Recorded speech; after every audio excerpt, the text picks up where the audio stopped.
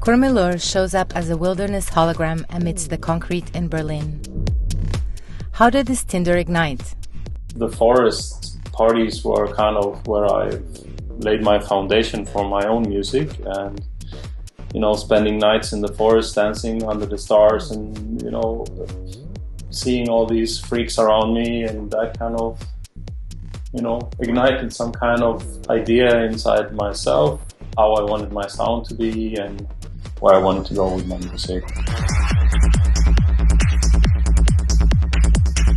Fredrik Astervall grew up in a mainly metal rock country, Sweden, so he played guitar in bands, but soon he started with vinyls and moved to the electronic side of music.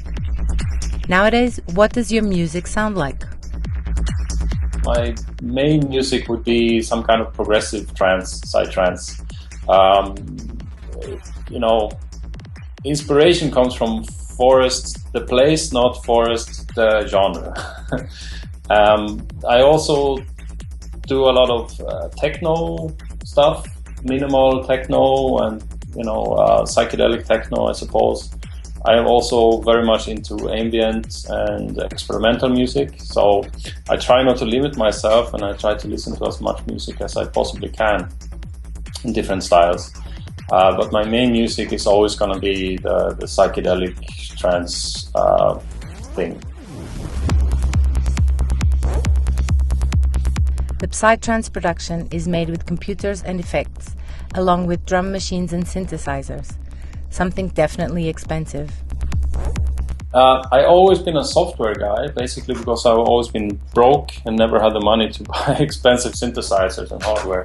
So I've always focused on the software side of things. And at the moment I'm trying to bring in more hardware into my setup, which is not necessarily because it sounds better or is superior in any way, but just because it's a different approach to working. But basically my setup is I'm using Bitwig Studio as a DAW, and a couple of hardware devices. I have my audio interface. I just got this analog 4 thing from Electron, which is a lot of fun. I have a Nordlit synthesizer and a couple of cheapo, playful synths that I got recently, because there's this new paradigm in hardware where people put out synthesizers for under 200 euros that you can start to fool around with and make some crazy sounds. How do you do for live acts?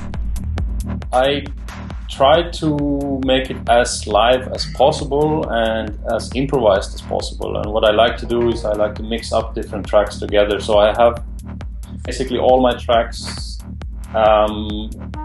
separated into stems. So I would have kick and bass from one track, and then I can have a synth line from another track together with a hi-hat and snare from a third track, and try to put that together into something unique for that occasion. And it's something I try to do unique for each time I play live, just to keep it interesting for the audience and for myself, basically, also, so I can have a lot of fun on stage and try crazy ideas on the fly, and do filter sweeps on a synth line and so on.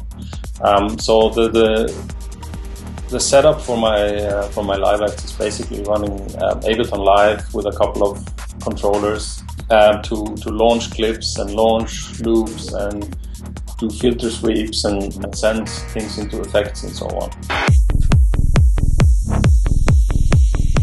Do you think Psytrance is in ascent? For sure, yeah, definitely. I mean, the scene is just growing every year. There's more and more people, and the parties are better and better, in my opinion. The Boom Festival, how is it perceived from the techno capital of the world? One of the biggest festivals in the trance circuit, for sure.